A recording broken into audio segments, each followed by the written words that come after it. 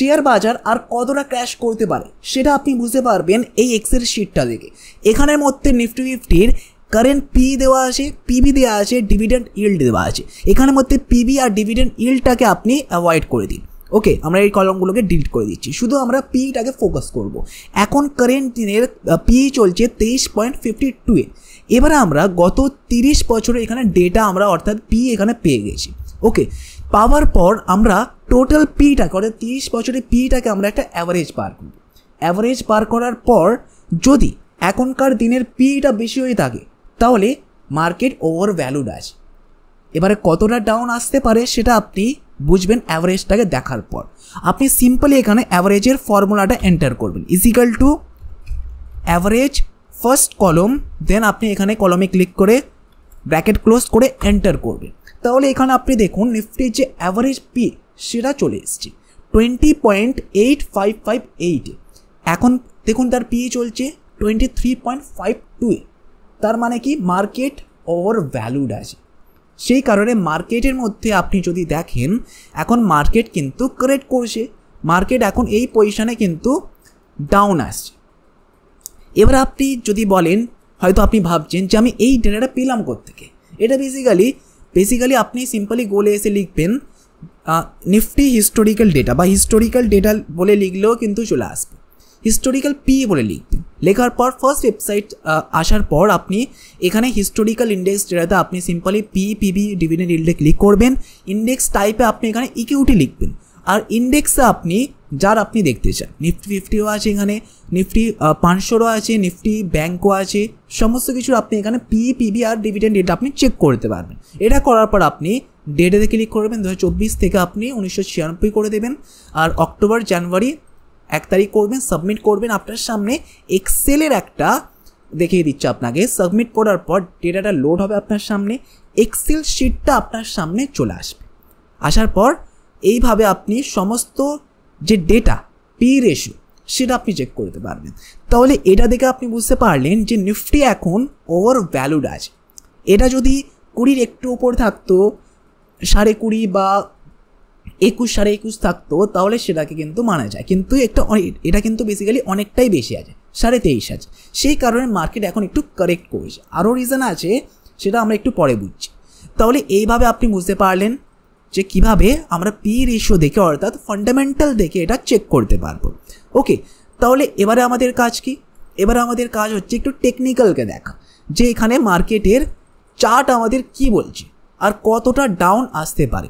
এটা বেসিক্যালি আপনি simply Fibonacci retracement দেখে এটা চেক করতে পারবেন। আমরা বেসিক্যালি এই পয়েন্ট থেকে নিয়ে নেব। এখানে আপনি ক্লিক করবেন, এই পয়েন্টের কাছে আপনি নিয়ে আসবেন, ওপর পর্যন্ত আপনি স্ক্রোল করে দেবেন, দ্যাটস ইট। ওকে, এবারে আপনি দেখুন এখন মার্কেট আমাদের ফার্স্ট যে জোনটা আছে অর্থাৎ রেড জোনটা, এটাকে অলরেডি কিন্তু ক্রস করে গেছে। এরপর হচ্ছে সেকেন্ড জোনের মধ্যে এন্টার করে গেছে। সেকেন্ড জোন হচ্ছে প্রায় 24,300 কাছাকাছি, 24,400 হচ্ছে। তাহলে নেক্সট আমাদের টার্গেট ডাউন আসতে পারে 24,400 কাছাকাছি। তবে এটাকে অনেক মানুষরা বলছে এটা মার্কেট ক্র্যাশ করে গেছে। এটা বেসিক্যালি ক্র্যাশ নয়, এটা মার্কেট বেসিক্যালি কারেকশন হচ্ছে। এবারে কারেকশন হওয়ার কিন্তু অনেক রকম রিজন আছে।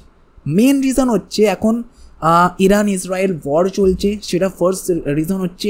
সেকেন্ড রিজন হচ্ছে যখনই মার্কেটের মধ্যে বড় কোম্পানি আইপিও আসে, যেমন সামনেই হুন্ডাই কোম্পানির আইপিও আসে, তারপর সুইগি কোম্পানির আইপিও আসে। তাহলে যখনই মার্কেটের মধ্যে বড় কোম্পানির আইপিও আসে তখন কি করে রিটেলস ট্রেডাররা তাদের যে শেয়ারগুলোকে তারা বাই করে রেখেছে তারা সেল করে দেয়, সেল করে পয়সাটা এনে তারা আইপিওতে ইনভেস্টমেন্ট করে। সেই কারণে পয়সাটা শেয়ার মার্কেট থেকে বার করে কোম্পানি আইপিওতে ইনভেস্টমেন্ট করে দেয়। ইনভেস্টমেন্ট করলে যখন সেটা শেয়ার মার্কেটে লিস্ট হবে তখন অটোমেটিকলি শেয়ার মার্কেট কিন্তু আবার কারেক্ট হয়ে যাবে। এইটাই কিন্তু মেন রিজন হয়ে থাকে। তবে যদি আপনি এখানে টেকনিক্যাল দেখেন, এই যে গ্রিন জোনটা আপনি দেখতে পাচ্ছেন, গ্রিন জোনটা লাস্ট এতে শেষ হচ্ছে প্রায় 23,800 কাছাকাছি। এখান পর্যন্ত কিন্তু মার্কেট যেতে পারে, এখানে পর্যন্ত কিন্তু এটা বেসিক্যালি হেলদি জোন মনে করা হয়, মানে এটা ঠিকঠাক জোন, কোনো রকম মার্কেট ক্র্যাশ বলা কিন্তু চলে না। তাহলে এখান পর্যন্ত মার্কেট কিন্তু আসতে পারে। এবারে নাও আসতে পারে, হয়তো কালকেই অর্থাৎ সোমবারই হয়তো এটা বাউন্স ব্যাক করে যেতে পারে। কোনো রকম দেখুন গ্যারেন্টিড কিছুই নয়, আমাদের সব কিছু টেকনিক্যাল যেটা আমরা দেখছি সেটা দেখে আমরা একটা কিন্তু অনুমান লাগাতে পারছি যে এমনটা হতে পারে। এবারে যদি এমনটা হয় তাহলে তো খুব ভালো, মার্কেট আবার আপ যাচ্ছে। যদি এর থেকেও ডাউন আসে তাহলে তো আমি আপনাকে ইনভেস্টিংয়ের একটা ফর্মুলা বলেইছিলাম, মার্কেট যত ডাউন আসবে, যত পার্সেন্ট ডাউন থাকবে, আপনি সেই কম্প্যারিজনে কিন্তু শেয়ারকে আপনি বাই করতে পারেন। শেয়ারকে যদি আপনি না বাই করেন তাহলে আপনি ইটিএফ বাই করতে পারেন। লেফট সাইডে দেখুন, এখানে আমার এখানে ইটিএফের ওয়াচ লিস্ট আছে। আমি বেসিক্যালি যখনই মার্কেট ক্র্যাশ করে, নিফটি যদি 1% ক্র্যাশ করে তাহলে আমি 1000 টাকা নিফটি বিসিতে ইনভেস্ট করে দিই। এতে কি হয়, যত আমি এই পজিশনে যত আমি বাই করব তত আমি এক্সট্রা রিটার্ন পাবো। যদি আপনি মার্কেটের টপেতে বাই করেন, এখানে বাই করছেন, এখানে বাই করছেন, এখানে বাই করছেন, তার কম্প্যারিজনে যদি আমরা নিচে বাই করি তাহলে আমরা তারই কম্প্যারিজনে আমরা একটু হলেও কিন্তু বেশি রিটার্ন পেতে পারি। সো আপনি এইভাবে কিন্তু মার্কেটকে কনসিডার করুন। মানে মার্কেট এখন ক্র্যাশ করছে, হয়তো একটু আধটু আপনাকে রেট দেখতে পারেন আপনি আপনার পোর্টফোলিওটাকে, সেটা কিন্তু সাময়িক সময়ের জন্য। কিছু টাইম পর কিন্তু মার্কেট কারেক্ট হয়ে যাবে। এই টাইমেই তো মনে হয়েছিল যে মার্কেট ক্র্যাশ করে গেছে রে, কীভাবে রে, কিন্তু আবার দেখুন মার্কেট রিকভার করে গেল। এখানেও আবার ডাউন এসেছিল, আবার দেখুন মার্কেট আবার রিকভার করে গেল। এখানেও ডাউন এসছে, রিকভার করে গেছে, এখানেও ডাউন এসছে। এটা এজিউম করা হচ্ছে যে এখান থেকে মার্কেট কিন্তু আবার রিকভার করে যাবে।